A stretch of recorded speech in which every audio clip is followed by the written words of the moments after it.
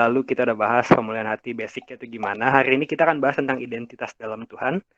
Dan hari ini kita kedatangan satu orang hamba Tuhan yang luar biasa ya. Ini orang yang apa ya?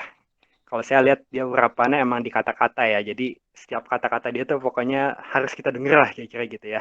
Itu benar-benar dia menurut saya ini juga penyambung lidahnya Tuhan juga, karena saya juga sering lihat quote-nya dan nggak tahu kenapa bisa aja ya pas aja gitu sama kondisi saya gitu, dan teman-teman mungkin juga pernah ngalamin itu semua. Dan ini jadi orang yang dipakai Tuhan, dan kita udah tahu semua ini dia punya urapan yang luar biasa, dan hari ini dia pastinya akan memberkati kita. Dan ini lucunya, ini pertama kali kita bisa ngundang Kak Christopher ini ya. Yuk, jadi nggak usah lama-lama, yuk kita sambut semuanya, kita sambut Pastor Christopher Tapiheru. Yeah, welcome Kak. Welcome, Kak Christopher. Thank you udah mau datang. Thank you udah mau Ngundang, datang. kayak susah gitu ngundang gue ya. Nggak susah kok asal ke waktunya. Thank you banget. Apa nih gue manggil lu Mario apa Andreas sih? Mario. Andreas. Ya, Andreas. oke, Andre. Thank you ya, yes. Maafan banget bisa pelayanan bareng, ibadah bareng teman-teman di sini. Dan gue bisa share screen berarti nih. Apa nggak bisa nih? Gue jarang banget pakai Google Meet. Bisa Kak. Saya. Sebentar. Window apa? Window. Oke nih dia. Bentar ya. Muncul nggak nih? Kalau muncul di Muncul. Aman ya? Aman. Nggak bisa gue, oke. Ini kalau gue gini geser nggak? Belum, Kak. Nggak geser? Belum. Berarti ada problem. Harusnya geser. Bentar ya. Ini aja Atau mau dibantu, Kak? Mau dibantu bingung share bantunya screen, gimana? Kak? Mesti gue email tapi. Kirim ke Kirim WhatsApp? ke WhatsApp juga boleh. Bisa. Kirim apa? WhatsApp dokumen. Kirim WA. Nggak usah gini aja. Kayak tadi bisa tuh. Kayak tadi aja kelihatan kan? Kelihatan. Jadi gue bikin gini buat teman-teman yang pakai satu device atau handphone kan. Paket gue di handphone lagi. Walaupun rata-rata di rumah, gue berharap teman-teman yang di rumah ambil Alkitabnya masing kita bakal lihat tentunya kan kita dalam Tuhan ya. Berarti menurut Tuhan kita ini siapa, dan kita mulai dengan menurut dunia dulu. Kita ini siapa menurut orang dan diri kita sendiri. Ya, dan gue akan mulai dengan sesuatu yang sederhana. Darah kita yang terlahir sebagai kertas putih, teman-teman. Itu server yang lain. Di kekristenan kita tahu bahwa kita ini terlahir dengan dosa keturunan. Ya, Raja Daud di Mazmur nulis bahwa dia bilang dalam dosa saya dikandung ibu saya. Jadi dari lahir itu kita punya keturunan dosa. Makanya apa yang Lady Gaga tulis di albumnya udah berumur sekitar 10 tahun. Ya, Born This Way itu benar. Kita terlahir dengan dosa turunan, kita terlahir sebagai pendosa. Dan itu mestinya menyadarkan kita bahwa kita ini mesti dilahirkan kembali. Kita ini membutuhkan juru selamat karena kita nggak bisa menyelamatkan diri kita sendiri. Ya, 1 Korintus 6 ayat 9 sampai 10 dia bilang, Rasul Paulus mengingatkan jemaat di Korintus yang gini, karunia rohnya banyak tapi kehidupan moralnya bejat. Jadi itu jemaat Korintus tuh kayak gitu, teman. Ya, Rasul Paulus paling banyak bahas tentang bahasa roh dan semua karunia roh tuh di Korintus justru. Kenapa? Karena mereka karunia rohnya banyak tapi buah rohnya berantakan banget. Ya, hidupnya benar-benar immoral, benar-benar nggak ada moralnya gitu, kayak orang benar-benar wah ngaco deh dosa-dosanya gitu kalau membaca ya. 1-2 Korintus tuh surat yang bentuknya kalau ada emoticon tuh emoticonnya marah-marah sebenarnya. Ya. 1 Korintus 6 ayat 9 sampai 10 dia bilang gini, atau tidak tahukah kamu bahwa orang-orang yang tidak adil tidak akan mendapat bagian dalam kerajaan Allah? Janganlah seseorang cabul, penyembah berhala, orang berzina, orang pemburit, pencuri, orang kikir, pemabuk, pemfitnah, dan penipu tidak akan dapat bagian dalam kerajaan Allah. Firman Tuhan berkata, beberapa orang di antara kamu demikianlah dahulu. Sebelum kita lahir lagi dalam Kristus, itu emang seperti itu. Ya semua nih, ini list dosa-dosa kita. Ya, mungkin lu bukan banci, mungkin bukan pemburit, tapi lu berhala. Semua kita pernah jadi penyembah berhala atau masih bahkan. Ya, pandemi ini mengungkapkan berhala-berhala kita. Ketika mereka diambil dari kita, kita uring-uringan, kita galau, kita pahit, kita kecewa, kita marah sama Tuhan. Itu tandanya yang diambil itu berhala kita. Ya, kita nggak pernah rasa nyembah mereka, tapi ketika ambil apa dan siapapun itu menghajar diri kita sekian rupa sampai akhirnya kita mau nggak mau harus terima bahwa kita memang penyembah berhala. John Calvin bilang hati manusia itu kayak pabrik berhala. Kita terus memberhalakan yang kita suka, kita sayang. Ya. Dan semua di sini ya, pencuri, kikir itu pelit, ya. Pemfitnah. Berapa dulu? Gue nggak pernah mabokan kayak ya, tapi lu game misalnya, ya, ada yang mabok drakor, ya. Beda-beda aja ya, ininya atau yang kita mabok olehnya apa gitu. Hal-hal yang kita nggak bisa berhenti. Orang kalau nggak bisa berhenti itu namanya lagi mabuk. Ya, penipu. Semuanya listnya ada di situ. Beberapa orang di antara kamu demikian dahulu. Tapi kalau apa memberi dirimu disucikan. Ini bagian kita untuk memberi diri, teman-teman. Lu bisa memberi diri atau ngerasa nggak perlu. Baik, kalau lumayan. Ya, gue nggak perlu disucikan. Gue bisa menyucikan diri gue sendiri. Gue bisa jadi orang Kristen yang baik. Yang penting kan nggak jahatin orang kan, Kak. Enggak, yang penting terima Yesus karena kelahiran kembali hanya dalam Yesus. Berapa orang di antara kamu demikian, tetapi kamu telah memberi dirimu disucikan. Kamu telah dikuduskan. Kamu telah dibenarkan dalam nama Tuhan Yesus Kristus dan dalam roh Allah kita. Kita ini bagian yang pasif sebenarnya. Kita ini disucikan, dikuduskan, dibenarkan. Semuanya mengerjakan untuk Tuhan. Kita ini tinggal nggak banyak gaya gitu, nggak ngelawan gitu, memberi diri itu bagian kita sebenarnya nggak terlalu sulit ya. Dan gini, kita mulai dengan ini dulu teman-teman. Tadi krisis identitas. Oke, iblis membuat kita jadi krisis identitas. Dia bilang kalau lu makan buah ini lu jadi kayak Tuhan. Dari awal diciptakan bersegambar dan serupa sama Tuhan. Justru pas kita manusia makan tuh buah bukan jadi kayak Tuhan, malah jadi kayak setan sebenarnya. Nah, akhirnya krisis identitas itu berlangsung sampai kita berjumpa dengan Kristus. Dan identitas kita yang sebenarnya mulai dipulihkan. Nah, ini menurut Tuhan, ini identitas yang sebenarnya. Mazmur 139 ayat 14. Ini jadi upaya kita malam ini ya. Ada ibadah ini, ya ada sharing firman ini.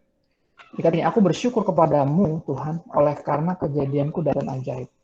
Ajaib apa yang kau buat dan jiwaku benar-benar menyadarinya. Penting, karena gini, banyak yang belum sadar ya, bahwa dia ini diciptakan dahsyat dan ajaib. Ya, karena nggak sadar, jadi apa? Nggak bersyukur sama Tuhan. Karena nggak bersyukur, jadinya ya melakukan perombakan yang nggak perlu. Beberapa orang sampai level operasi plastik. Ada yang ganti kelamin. Sampai level yang ekstrim ya, teman-teman. Bukan cuma ganti gaya rambut, warna rambut. Ya coba gaya ini, gaya itu. Cari diri. Tapi sampai level tertentu nggak, Tuhan kayak lu salah bikin deh. Ya, secara fisik gue laki, tapi dalam diri gue sebagai perempuan misalnya. Akhirnya ganti kelaminnya.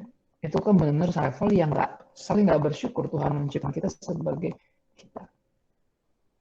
Kenapa nggak bersyukur? Nggak sadar jiwanya bahwa kejadian kita ini, walaupun kita nggak sempurna, jauh dari sempurna, mungkin ada yang lebih cantik, ganteng, lebih keren dari kita.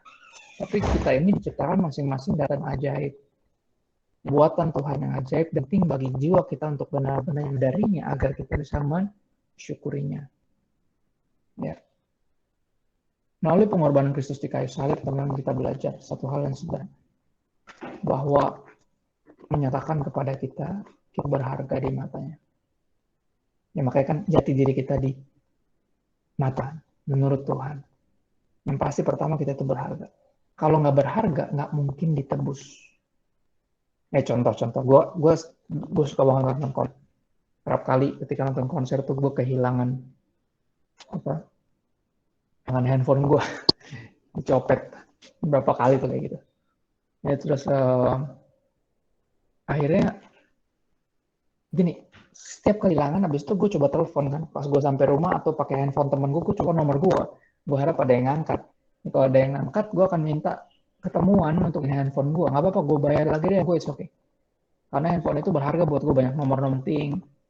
Ya banyak foto-foto keluarga gitu yang kalau hilang tuh nggak bisa dipakai duit. Kalau handphone yang bisa dibeli lagi pakai duit. Tapi ada hal yang bisa diganti gitu. Nah kalau handphone itu berharga buat gue akan lakukan apapun untuk dapetin dia kembali, bener ya? Tapi kalau cuman kayak nggak terlalu penting, ya gampang tinggal beli lah, gitu, ya kan? Kalau kayak gitu mentalnya akan ditembus, bahasanya ditembus. Nah sama, kalau Tuhan kita nggak berharga, kita nggak mungkin, dia nggak mungkin mati buat kayu salib, kita nggak mungkin ditembus. Biarin aja udah, tinggal bikin mati. Nanti juga kalau pinter ada yang lahir lagi misalnya, right? Tapi enggak, ya Tuhan bukan dalam bisnis memusnahkan semuanya kayak Thanos terus dia bikin ulang. Enggak.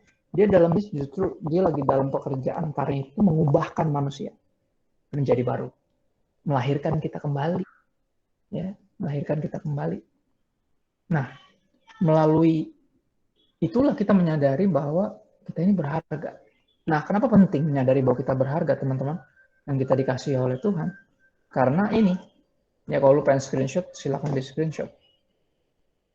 Yang sadar dirinya Kak Christopher, maaf. Ya, okay. Kak Christopher, belum PPT-nya belum muncul lagi. Oh, belum muncul lagi? Iya. Karena kalau gua nggak ini, dari tadi nggak ada yang muncul berarti? Ini ya belum muncul lagi. Yang tadi awal muncul, terus belum muncul lagi. Kalau sekarang muncul nggak? Yang muncul apa? Belum muncul, Kak. Belum muncul. Udah ini loh. Udah gua share. Dan tadi nggak gua share, cuma gua pindah-pindahin doang. Ini nggak muncul sama sekali? Belum. Oke, ya berarti nggak usah pakai lah, nggak penting juga. Oke, gua stop share mana sih? Emang gua belum presenter. Oh, mana sih?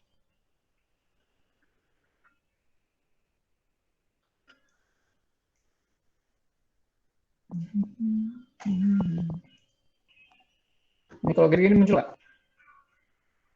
Ya, muncul, Kak. Ya, udah. Muncul. Ini geser-geser ini bisa? Bisa, Kak, bisa. Oke, sip. Ya ini, sadar dirinya berharga akan berhenti hidup murahan. Makanya Tuhan menyatakan kepada kita melalui pengorbanan Kristus. Tuhan menyatakan bahwa di matanya kita itu berharga. Ya. Masih berharga apa? Karena sebenarnya itu udah udah jual diri kita sama dosa iblis. Ya kita udah hidup asal-asalan karena kita pikir orang gue jangan ngarepin gue kok. Gue aja lahirnya nggak jelas. Mereka meritnya kapan? Gue udah lahir. Ya kan? Ya kita hidup asal-asalan karena kita pikir nggak ada yang anggap kita berharga, nggak ada yang mengharapkan kita. Ya udah kalau gitu nggak sekalian aja gue hancurin hidup gue, ya kan? Apalagi dari kita yang lahir dari keluarga broken home, pasti umumnya stigmanya itu orang yang lahir dari keluarga broken home pasti punya broken. Padahal nggak melulu, nggak harus. Ini gue kenal hamba Tuhan hebat yang berasal dari keluarga broken home, tapi mereka jadi orang-orang luar biasa karena mereka menyadari. Ya, mereka menyadari betapa berharganya mereka hidup sehingga berhenti hidup murahan. Orang yang sadar dirinya berharga berhidup murahan dan berhenti mempermalukan dan mulai memuliakan Tuhan. Kenapa kita hidup asal-asalan dan mempermalukan Tuhan? Karena kita nggak sadar kita berharga. Ya, ayat yang tadi Mazmur 139:14. Aku bersyukur kepadamu oleh karena kejadianku dahsyat dan ajaib apa yang kau buat, dan jiwaku benar-benar menyadarinya. Ya. Dan ini penting dipegang. Ya, makanya dari semua atribut Tuhan, ya kasih, kebenaran, adil, kudus, mulia, dia itu pertama paling kenal sebagai kasih.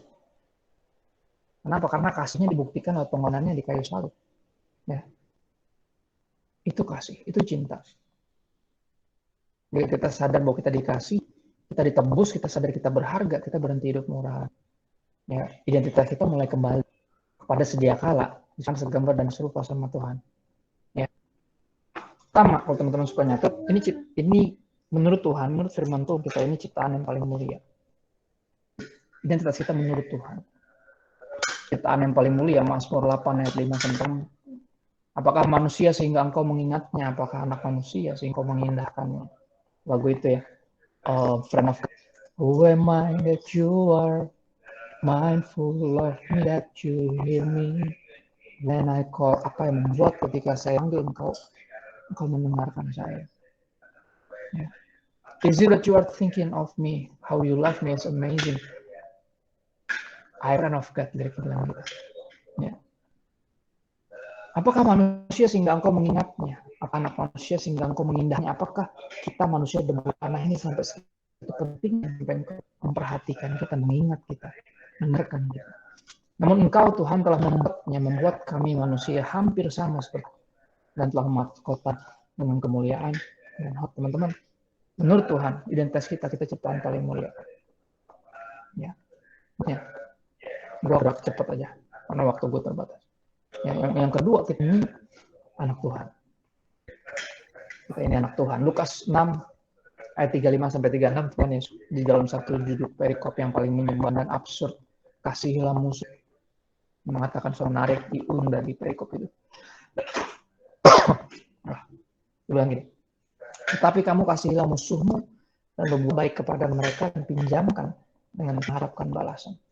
Maka upahmu akan besar dan kamu akan menjadi aslinya, kamu akan dilihat sebagai hati.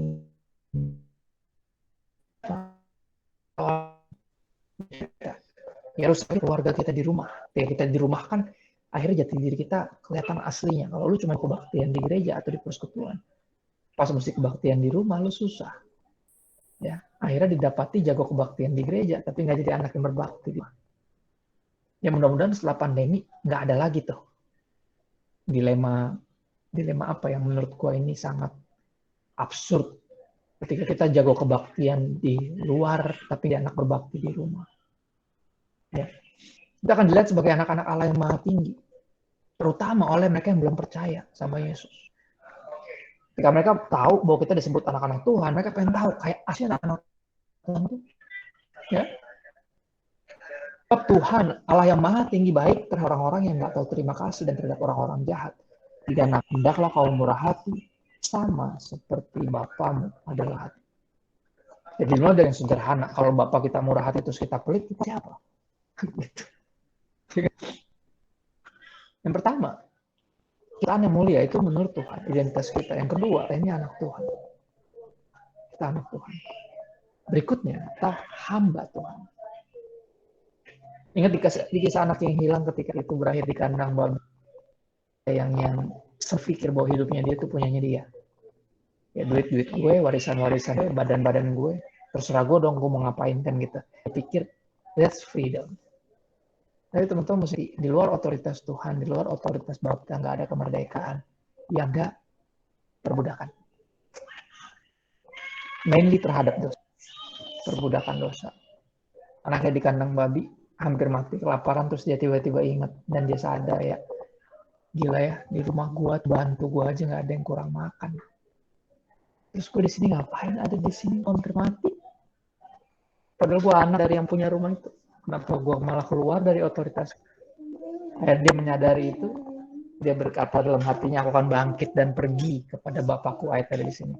Dan berkata kepadanya, Bapa, aku telah berdosa terhadap surga dan terhadap Bapa.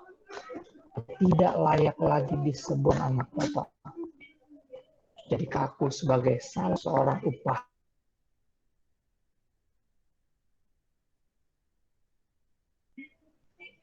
Ya teman-teman, kita anak Tuhan. Tapi kita harus sadar, kita harus sadar diri bahwa kita sebenarnya udah nggak layak di sana. Karena sadar kita nggak layak, kita melayani Tuhan sebagai hambanya. Karena apa? Bisa dikembali dalam pelukannya di rumahnya, di pelatarannya. Itu udah sebuah kehormatan, nggak layak. Sebenarnya dia bisa usir kita, bisa biarin kita. Ya, tapi dia putuskan untuk masih buat kita anaknya. Jadi mandiin, dipakein jubah, dipakein cincin, dipakein sepatu. Artinya masih anak. Dan diterimanya kembali kita sebagai anak. Hati kita sadar diri, kita akan mengabdi sebagai Bapa. Itu jati diri kita dalam Tuhan, teman-teman. True, benar kita anak Tuhan, tapi nggak bisa petentang sembarang. Anak berasa anak Tuhan bisa ngapain aja. Anak Tuhan akan menghamba kepada Tuhan. Ya. Kolose 3 ayat 24, ayat 23 terkenal dengan gue yakin lo pada tahu. Apapun yang lo kerjakan dengan segenap hati lo, seperti untuk Tuhan bukan untuk manusia. Ayat 24 bilang gini, kamu tahu dari Tuhan, kamu akan menerima bagian yang ditentukan bagimu sebagai upah. Oke, Kristus adalah Tuhan dan kamu hambanya. Jadi kita mesti catat teman-teman, Kalau emang semuanya kita lakukan dengan segenap hati seperti Tuhan, berarti semuanya adalah pelayanan. Dan kalau seluruh hidup kita pelayanan, kita ini siapa? Pelayan Tuhan atau apa? Hamba Tuhan. Hamba Tuhan nggak perlu bicara profesi pendeta. Karena hamba Tuhan nggak bicara profesi, bicaranya devosi. Profesi adalah kita ini apa? Pendeta kah? Polisi kah? Dokter kah? Ya kan? Itu profesi. Tapi devosi adalah sikap hati. Bukan apa yang kita lakukan, tapi untuk siapa kita melakukan. Jadi teman-teman jangan kaget kalau lu ketemu orang yang mengaku hamba Tuhan, tapi lebih mirip hamba, misalnya. Dia nggak mau pelayanan kalau nggak gitu tarifnya. Loh, jadi situ pendeta apa ojek online gitu yang bisa di booking gitu, ya kan? Ya kan? Nah, ini kalau lihat yang kayak gini teman-teman gak usah kaget. Karena artinya apa? Dia bukan hamba Tuhan. Dia berasa hamba Tuhan karena dia pikir gue hamba Tuhan, belum tentu. Ya, hamba Tuhan itu bicara sikap hati. Nggak boleh bicara pendeta. Dan lu mungkin bukan pendeta. Ya, tapi lu punya hati hamba Tuhan. Saya contoh dokter. Gue punya banyak teman dokter yang juga pendeta. Ini menarik. Ketika lagi praktek dokter, ini kan pasien ada datang, dia dengerin, oh kasih masukan, kasih konsultasi. Oke gini Bu, jadi anak ibunya kena gini. Oke saya udah bikin resep. Ya. Dan kalau bisa obatnya diminum 3 kali sehari sebelum makan. Dan gini, tolong sepanjang sebelum sembuh ini hindari minuman yang dingin dan makanan yang manis-manis ya Bu ya, kalau bisa ya sebisa mungkin. Oke, thank you ya dok segala macam. Oke iya. Ini Bu, one more thing. Boleh nggak saya bergabung dengan ibu? Nah itu. Ya, dia bukan cuma dokter yang melakukan kewajibannya, tapi dia juga hamba Tuhan yang rindu untuk mendoakan anak ini. Berapapun servernya, gue yakin kalau doain untuk didoain sama dokter, pas jawabnya iya. Hari gini ada orang yang mau doain orang, gitu loh. Ya, makanya apa? Jangan cuma jadi apa, tapi buat siapa. Ya, harus memiliki devosi itu. Kristus Tuhan dan kita hambanya. Ya, itu nih Tuhan. Kita lanjut saja. Berikutnya kata Tuhan Yesus sendiri di Matius 5. Ini apa? Garam. Garam Kak ya, garam dan terang. Garam dan terang dunia, sehingga garam. Garam bicara memberi rasa. Terang bicara kehadiran yang terlihat itu menginspirasi orang. Ya, dunia ini gelap, tapi anak-anak Tuhan yang bersih. Orang-orang nggak berjalan dalam kegelapan. Orang-orang bertuntun kepada sang surya keben, yaitu Yesus. Ya, jadi jangan cuman kayak gue pengen pelayanan semuanya yang di belakang. Gue nggak mau tampil. Teman-teman nggak mau tampil sutradara ketika penerimaan piala film terbaik pasti maju ke depan kan, dipanggil. Saudara terbaik tahun ini jatuh kepada mau nggak mau dia ada, padahal dia di belakang lah tadi. At the end of the day, kita nggak garam dunia teman-teman, kita garam dan terang dunia. Ya, jadi berfungsilah sebagai banyak. Berikan dengan kehadiranmu, ya, dan hidupmu yang bukan untuk dirimu sendiri. Ingat kan ketika masih kelihatan, berasa. Bener ya? Dia baru berasa ketika dia udah nggak kelihatan. Kayaknya udah ada gitu. Kayak mengeburkan dirinya, mengorbankan dirinya, masuk di shop, kan gitu. Ya, tapi masih jadi garam, apalagi masih kotak gitu, yang dibawa sama tukang yang naik sepeda tuh, kalau garam, belum kasih rasa. Tapi ketika hilang, ketika mulai nggak hidup diri sendiri, kita mulai memberi terang berbeda.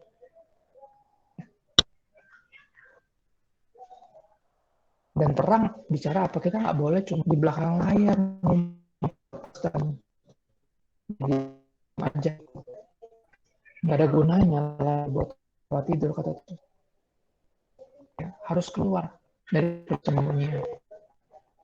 Nanti di sinar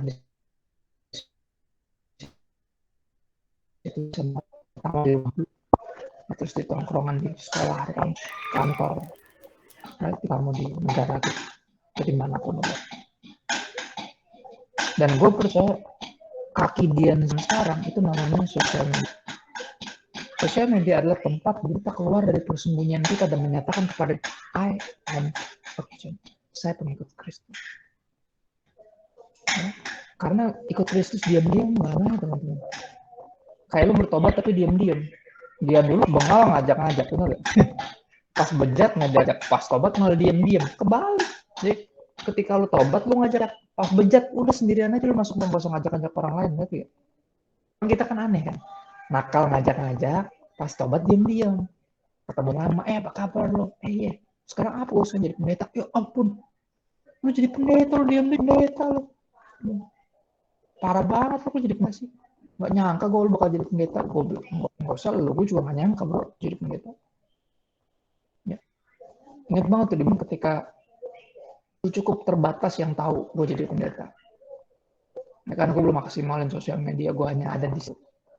Cuman ada doang, tapi gak maksimalin.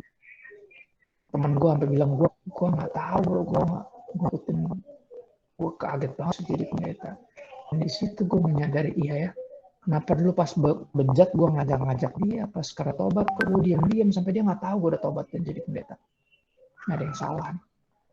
Yang mulai itu gue sangat-sangat memanfaat sosial media sebagai kaki dia itu untuk besar, karena biar orang melihat perbuatan yang baik dan memuliakan Bapa kita yang di surga. Karena ini mengurangi identitas Anda dan saya, kita garam dan terang dunia. Ya, kita harus terima menghidupi identitas kita dalam Tuhan. Ya, ada dua tujuannya, kita jadi garam dan terang dunia. Ya. Yang pertama, dimaksudkan oleh Tuhan untuk jadi tujuan dan identitas kita yang dipulihkan oleh Tuhan. Atau peran sesuai firman Tuhan. Peran menurut Tuhan. Yang pertama untuk jadi Kejadian 12 ayat 2. Tuhan berkata kepada Abraham, aku akan membuat engkau jadi bangsa yang baru dan memberkati engkau. I will bless you and make your name famous. Engkau akan menjadi apa? Salah, bukan menjadi kaya. Ya kan? Kalau kan dengar kata famous, viral, ya kan? Itu jadi kaya kan? Sultan gitu ya, sultan YouTube. Yang kerjaan main terus maki-maki orang, habis itu jadi viral. Terus hidup dari AdSense, endorse, kan gitu ya. Pikirannya kan udah diberkati, jadi terkenal, pasti kaya. Padahal enggak. Ya, I will make you a great nation. I will bless you and make your name famous. And you will be rich. No, you will be a blessing. Gue gak akan jadi kaya, akan jadi berkat. Karena teman-teman gak tahu benar, jadi berkat gak harus nunggu kaya. Ini kan pelajaran dari 5 roti dan 2 ikan, ingat ya? Ketika Tuhan bilang, Filipus sama Tuhan Yesus, guru, kasihan nih orang-orang belum pada makan, udah tidur. Dan mereka tadi bawa rantang, cuma udah habis lu khotbah 3 hari nggak amin-amin, udah suruh makan dulu, kasihan gitu. Terus kata Tuhan Yesus, di mana mereka mau cari makan orang segini banyak? Filipus bilang, iya bener juga kan gitu ya. Filipus bilang nggak ada ide ngomong gitu. Ya kan? Terus Tuhan Yesus, lu yang mesti kasih mereka makan, lah kenapa gue? Ya kan? Lu banyak rasa jadi Filipus. Disuruh sama Tuhan Yesus kasih makan, aduh, 5.000 orang laki-laki, kalau ada istrinya 10.000, kalau bawa anak-anak bisa 20.000-an tuh.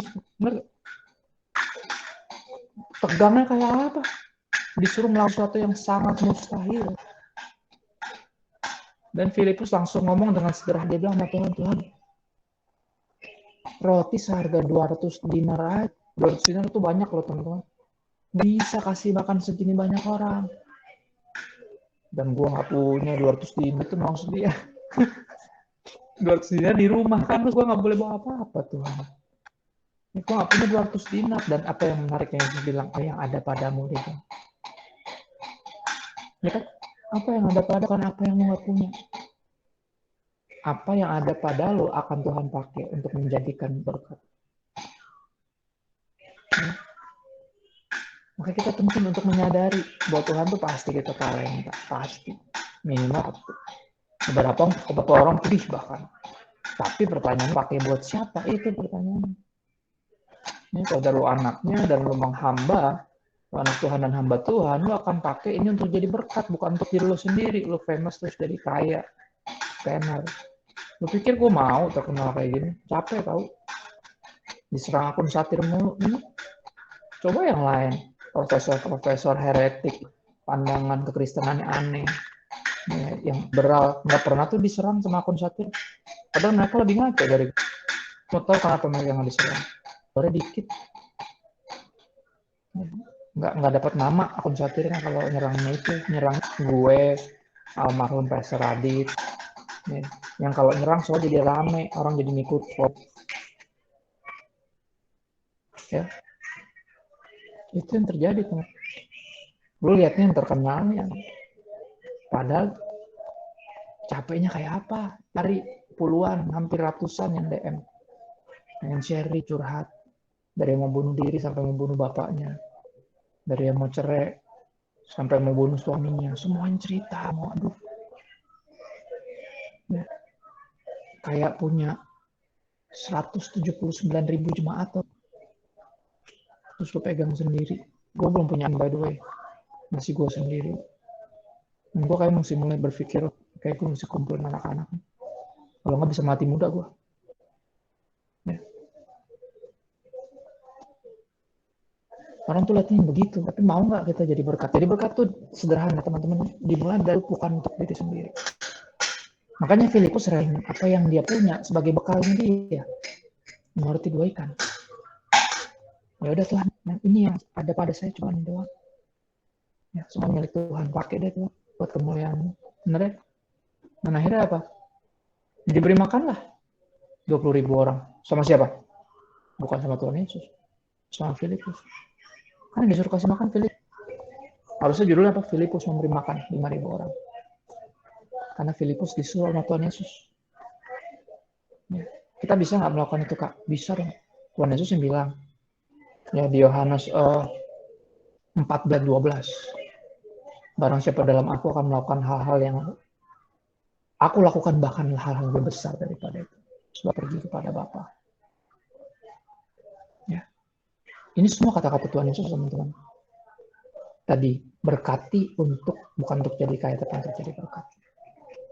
Ya, berikutnya, terakhir, kita diberkati, kita diselamatkan, kita dipulihkan identitas kita dalam Tuhan, supaya kita bisa melakukan perbuatan baik.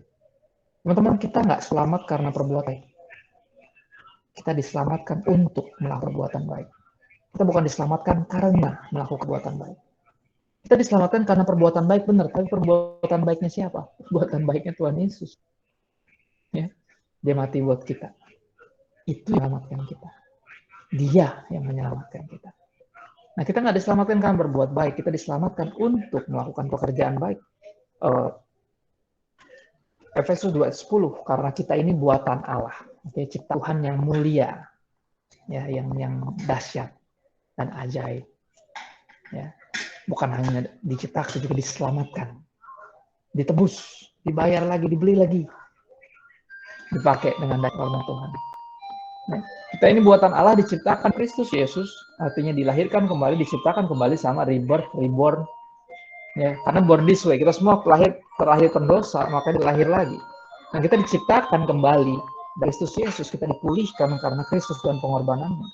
Untuk apa? Untuk melakukan pekerjaan baik yang dipersiapkan sebelumnya. Ia mau supaya kita hidup di dalam pekerjaan baik itu gimana, Kak? Ya pokoknya bukan dosa aja.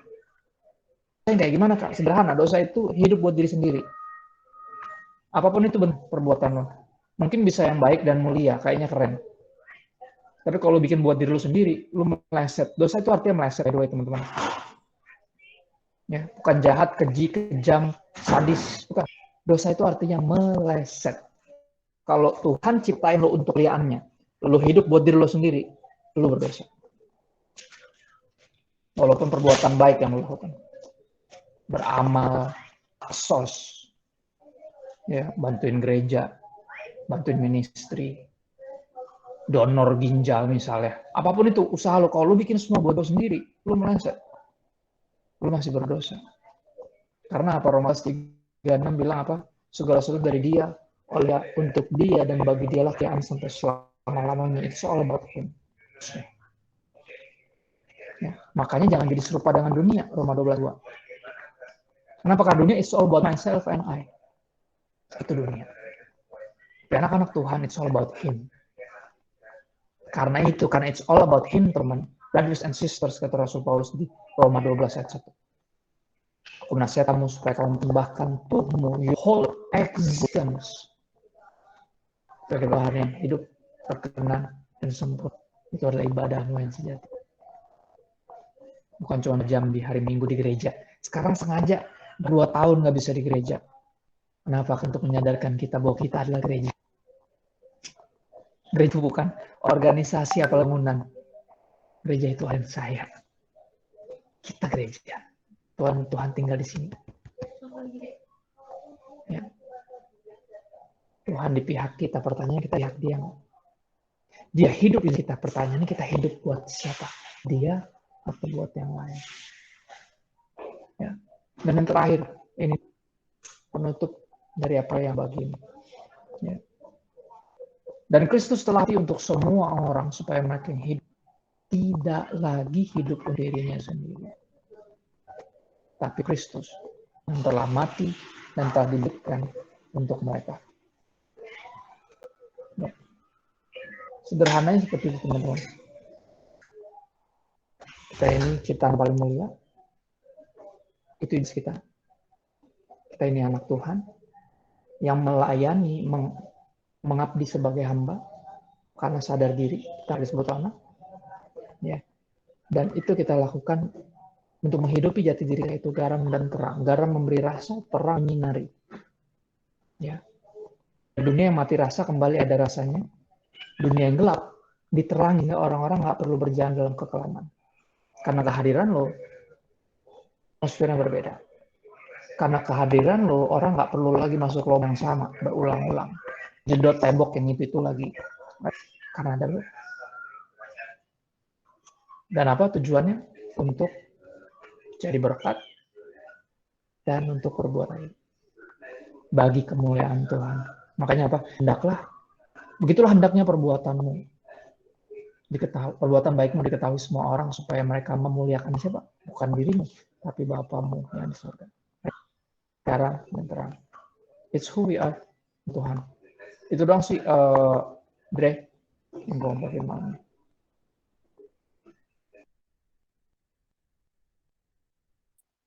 Oke, thank you Kak. Ini kita boleh tanya jawab Kak? Boleh dong. Boleh, mumpung masih ada waktu ya. Ada yang mau tanya? Aku mau tanya dulu deh Kak, sambil nunggu yang tanya. Kalau ada yang mau tanya di chat boleh ya.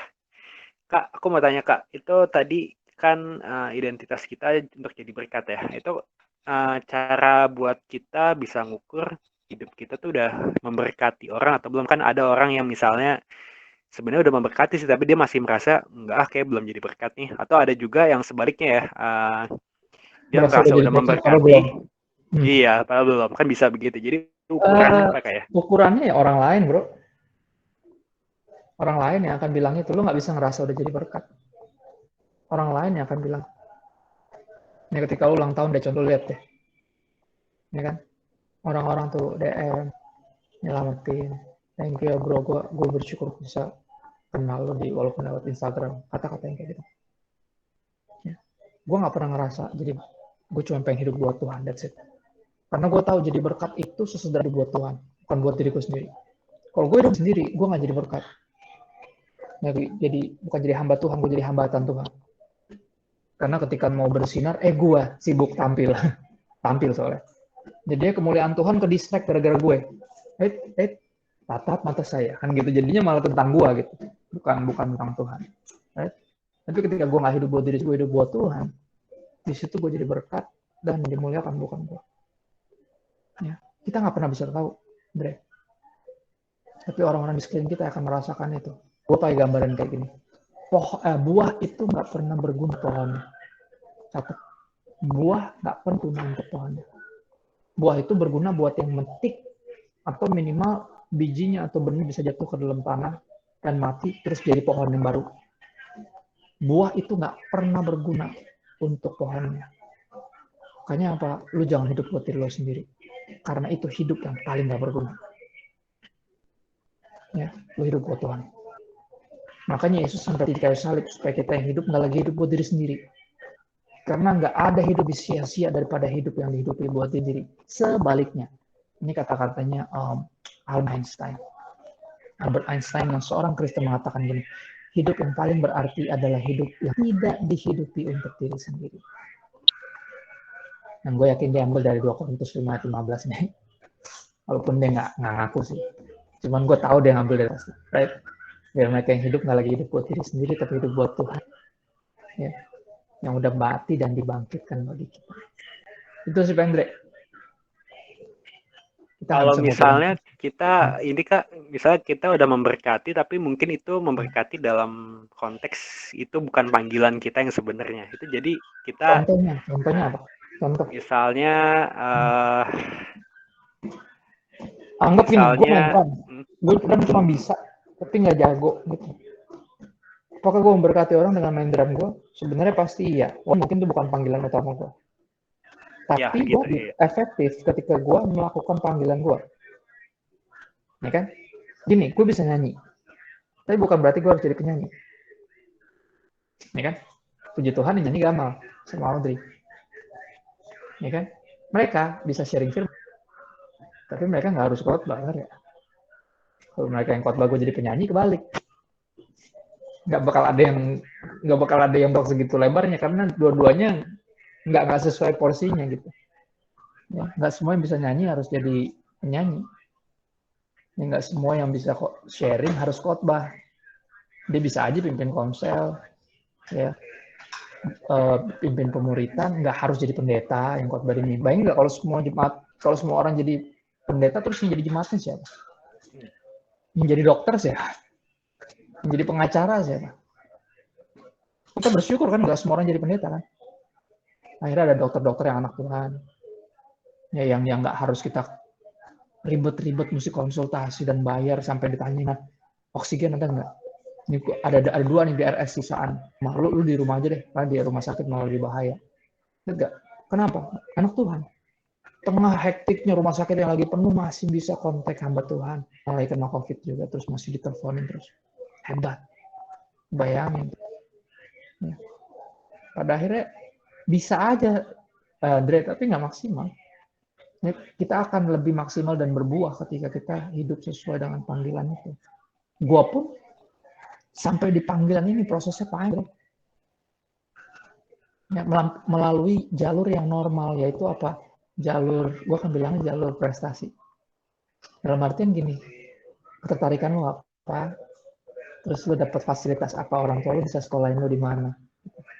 Lu jalanin aja tuh prosesnya tuh, sekolah yang benar, kuliah yang benar sampai lulus. Ya. Nanti jadi apanya nggak penting, karena lu nggak penting tahu jadi apa. Yang penting jadi berkat, itu nomor 1. Nah jadi apanya nanti diarahin sama Tuhan. Ya, kuliah desain grafis, kerja desain grafis 10 tahun sama kuliah, ujung-ujungnya ya tak. Jaga semua naik ojek, nggak nyambung deh, bener nggak? Cuman apa? Bayangin kalau gue cuma jadi musisi sambil ngantor. Ngerti ya? Nggak semaksimal ini. Bayangin kalau gue nggak jawab panggilan Tuhan untuk full time di 2015. Ya sekedar aja gue ada di Twitter gitu, suka nyeletuk gitu kan, quotes gue. Nggak sampai hari ini. Pokoknya judulnya apa? Sederhana. Apapun yang tangan lu temukan, kerjakan dengan segenap kekuatan lo. Dan apapun yang lu lakukan, kerjakan dengan segenap hati lo seperti untuk Tuhan. Itu bagian lo. Sampai lu temuin panggilan lu tuh jadi apa. Ya, jangan langsung mikir kayak gue jadi apa ya Kak nanti. Nggak tahu gue. Gue juga nggak tahu dulu, apalagi lu. Ya kan?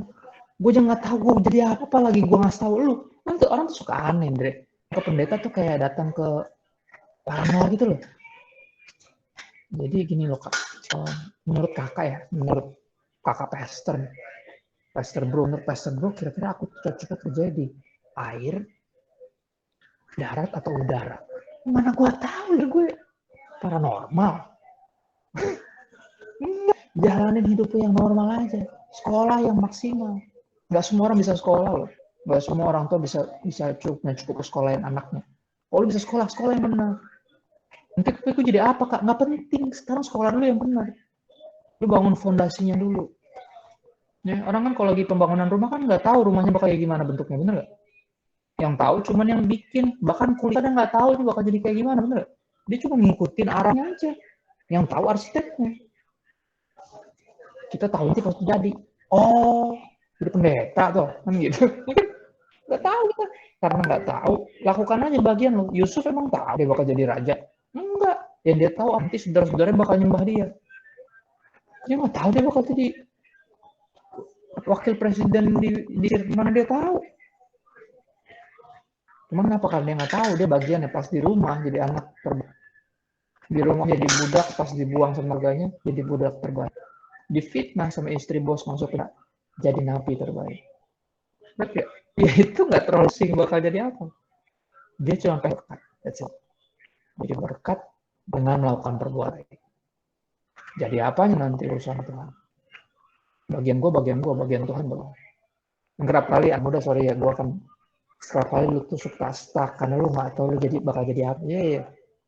Jangan gitu kali jalanin hidup. Ya. Hidup tuh harus jalanin aja dulu. Bukan pacaran gitu. Pacaran tuh hidup tuh pacaran tuh mesti hati-hati. Hidup nggak boleh hati-hati dalam tanda kutip. Hidup tuh jalanin. Kalau lu hati nggak maksa lo. Takut mau bikin ini bukan. Aduh janganlah kak. Ntar gue main sulap ternyata bukan panggilan gue misalnya. Kan lu kan mulainya dari sulap tuh. Gue pertama kali gue inget banget tuh sulap. Gue bilang wah ini keren. Gospel magic. Jarang nih. Ya kan? Tapi bukan itu. Cuman tuh fase yang lu lalui. Atau bisa jadi itu. Ya kan? Debussy dulu mulanya pesulap, sekarang jadinya penggibah profesional, ya kan? Bener gak? Kerjanya doang di YouTube. Mana ada yang tahu? Ya kan? Kuliah tinggi-tinggi, udah sekolah tinggi-tinggi, ujungnya jadi pendeta tuh. Pendeta sekarang jadi YouTuber semua, bener gak? Bikin post, bikin apa? Kita nggak pernah, pada akhirnya udah di depan mata bikin yang semaksimal mungkin buat Tuhan. Jadi kan, jangan melakukan pertanyaan baik. Besok. Itu bagian kita. Jadi apanya nggak terlalu penting. Buat siapanya itu yang paling penting. Itu yang paling penting. Gue akan bilang dengan pertanyaan lo tadi. Ada satu yang gue lupa bilang. Gini. Jadi pendeta itu panggilan tersendiri. Pada hamba Tuhan itu undangan buat semua yang percaya. Oke, nggak semua terpanggil jadi pendeta, tapi semua orang dipanggil untuk jadi hamba. Apapun profesinya. Itu sih paling kebetulan gue pendeta panggilannya. Itu pun gue masih menyangka setengah mampus, gue masih hampir ini masih nggak ngerasa pendeta serius, nggak ngerasa. Tapi terus didesak, gue udah kamu ambil diklat, kamu tuh udah di sini dari 3 tahun, nggak mesti PDP. Gimana PDP? Kayaknya udah mesti PDM deh kamu, ini lagi dari 3 tahun lagi. Aduh ntar aja deh COVID kan gitu. Jadi gue udah PDM tuh kemarin ikut pelantikan. Nah gue pikir udahlah nggak penting juga di surga juga neng, kamu gelarnya apa di bumi. Oke, di surga. Ya kan? Itu sih Pak Andre, sorry gue agak curhat. Jadi kalau misalnya kita nggak tahu maksimal di mana, kita jalanin aja yang kita bisa sebaik mungkin berarti kayak. Lihat talenta lu aja, ntar ketertarikan lu paling passion ngelakuin apa, itu lu bikin dulu.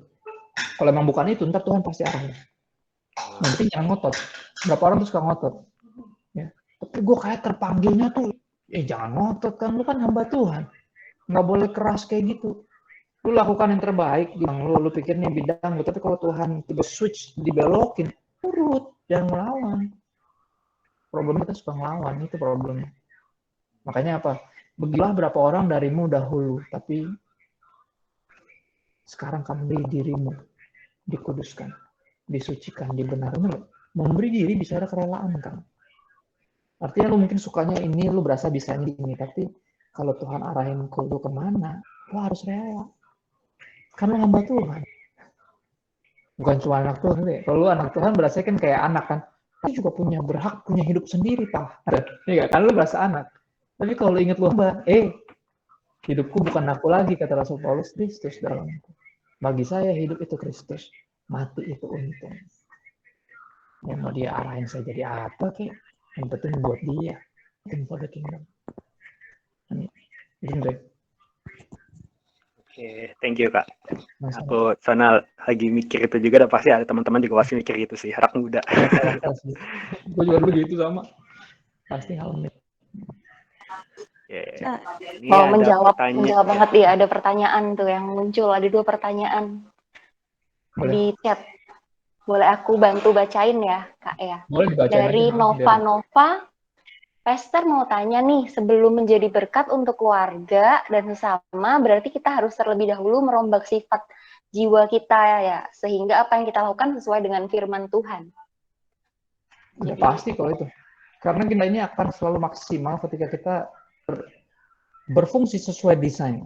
Misalnya contoh, gini, zaman dulu kalau main gitar tuh efek gitar. Bentuknya kotak yang paling kecil cuma segitu, diinjak set gitu, distorsi breng gitu kan. Cek kalian. Efek gitar itu paling maksimal kalau dipakai buat main gitar. Cuman kalau lemari lu miring, ya kan, kakinya patah tuh, bisa nggak dia jadi ganjelan lemari? Bisa. Cuma sayang, ngerti nggak? Buat apa efek gitar, taruh buat ganjelan lemari? Ngerti nggak maksudnya? Kita maksimal ketika kita sesuai desain. Dan kita bisa sesuai desain ketika kita sesuai dengan manual booknya. Benar apa yang ditanya, sebenarnya pertanyaannya, jawabannya di pertanyaannya. Harus ya kita hidup sesuai lu sama firman Tuhan, ya harus. Tapi mesti sempurna dulu nggak, Kak? Ya enggak. Menunggu sempurna, nggak ada yang pelayan. Sempurna itu bahasa buat saya teman-teman. Di sini kita makan terus berguru. Ya. Nah, pas udah punya tubuh kemuliaan baru sempurna. Di sini kita mengejar kesempurnaan. Ya. Tapi nggak akan pernah mencapainya. Rasul Paulus bilang gitu kok. Bukan karena aku telah menangkapnya, tapi karena sebaliknya aku ditangkap oleh Kristus dan aku mengejar dia. Dan, ya, menarik loh. Orang yang bawa naik ke surga tingkat ketiga, yang sweaternya atau dia pakai jas tuh kalau dilepas lalu hilang. Dicolong orang buat nyembuhin orang sakit, gila ya. Itu dia bergerak dalam kuasa yang kayak gitu. Dia bilang, gua aja belum sempurna loh menangkapnya. Sebaliknya justru gue udah ditangkap, makanya gue kejar dia. Artinya, kalau itu konteksnya lo arahin mesti sempurna dulu, ya susah lah. Nggak akan jadi berkat, lo akan terus sempurna belum ya? Gue udah sempurna belum ya? Aduh, gue pengen posting tapi ntar takut bully, takut nanti ada yang bilang gue sok suci, ntar takut ditanyain gue nggak bisa jawab, nanti gue malu-malukan, misalnya gitu. Ya, you don't have to be perfect, you have to be prepared. Artinya apa? Kalau lu posting ambil dari ayat tertentu, kuasain dulu ayat-ayat itu.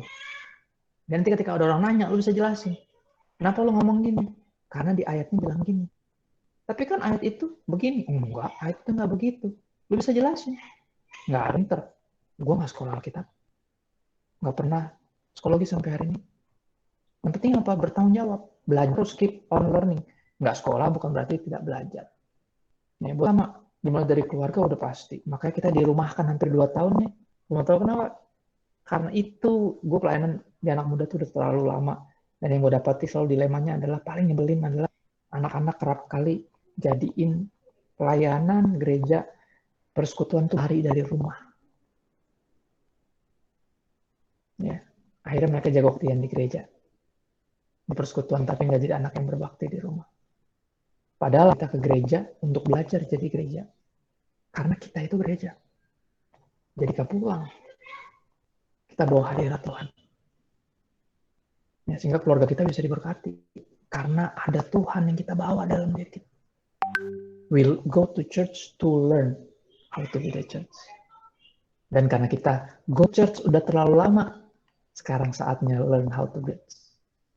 Sekarang saatnya jadi gereja. Udah hampir 2 tahun ya teman-teman kita jadi gereja ya di rumah ya. Bukan cuma kebaktian di rumah, tapi jadi gereja di rumah. Bawa hadirat Tuhan. Dan gue yakin mesti keluarga lo diberkati. Ya. Panjang bertahun-tahun pelayanan dapat aja Kak, kan gitu. Bisa begitu. Aku dapat gini-gini loh, gini-gini. Tahu kamu, ini benar, coba ini. Kita baca bareng ya.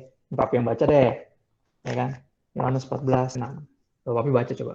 Kan gitu. Right? Kayak gitu aja udah. Jangan khotbahin, dia baca sendiri. Ya. Banyak cara-caranya. Gue yakin banget rumahin hampir 2 tahun tuh tujuan itu. Karena Tuhan tuh paling pengen yang pertama diberkati itu ya inner circle dulu. Ya. Yerusalem dulu, artinya keluarga kita dulu. Baru sampai ke ujung dunia. Ujung bumi ya. Ini aja dulu, nggak usah jauh-jauh. Kan gitu. Ya, itu sih paling. Thank you banget, pertanyaan keren. Iya, thank you banget juga dijawab dengan luar biasa. Jadi emang kita harus banget serupa sama firman, sesuai sama firman, tapi jangan nunggu sempurna untuk jadi berkat ya Kak Kristo ya. Terus habis itu tadi ini ada pertanyaan tambahan dan tadi pun udah disinggung sama Kak Christopher nih kan.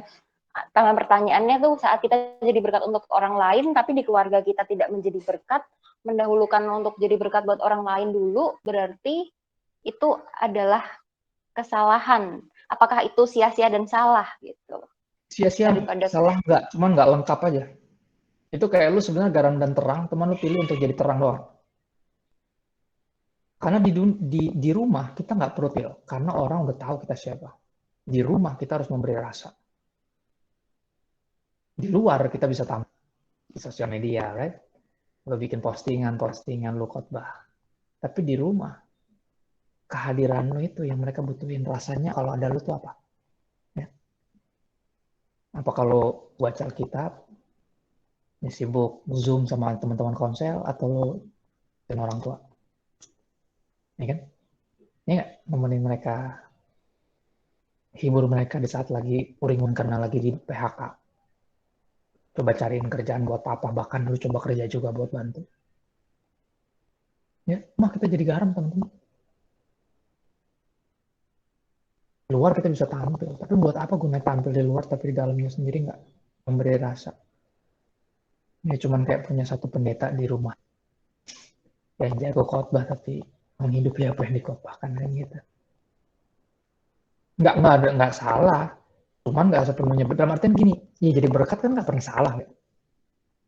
Cuman nggak apa ya, nggak penuh tuh, ya kan? Rasa dan bersinar, garam dan terang.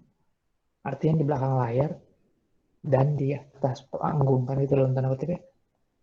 Profesi kita di luar itu namanya mimbar kita, tapi keluarga kita yang ingat ke dalam itu jemaat kita yang pertama.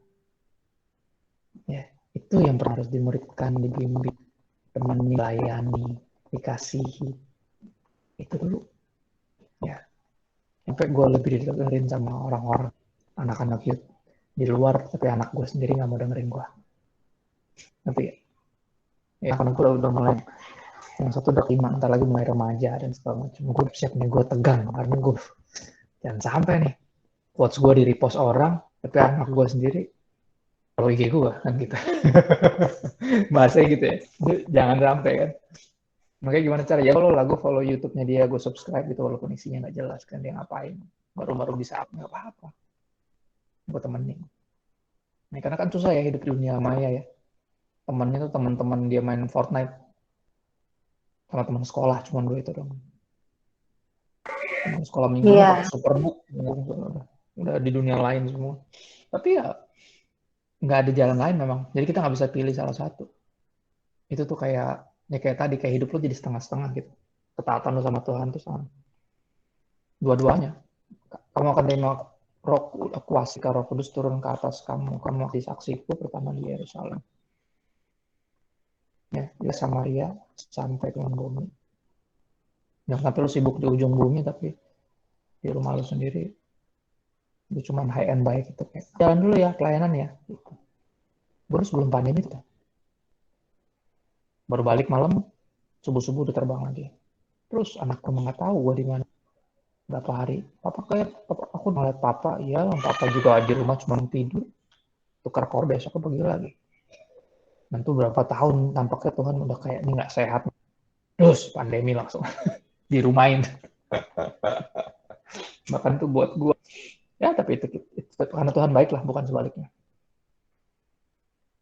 Oke, jadi kayak kita memang harus jadi berkat di rumah dulu ya Kak ya, sebelum memberkati di luar gitu. Tapi tantangannya itu kan kadang ada yang terlalu sibuk pelayanan ya, kayak tadi dibilang, jadi di rumah nggak bisa rasain kehadirannya, terus kayak kehilangan.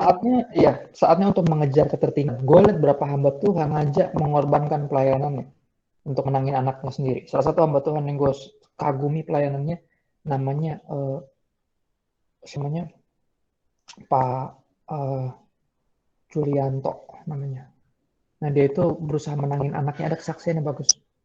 Dia berusaha menangin anaknya, dia lepas semua pelayanan di luar, menangin anaknya. Itu yang indah karena that's revival. Hati anak-anak kembali ke papa, hati bapak kembali ke anak-anaknya. Nggak apa-apa. Korban pelayanan lah kalau perlu buat menangin orang tua lo. Ya. Wow. Siapa ya? Tapi cuma gue sebutin, lu kan di bawah gue ya, Z ya. Nggak kenal juga hamba Tuhan hebat itu. Ya ada yang benar-benar ngelepasin pelayanan evangelis.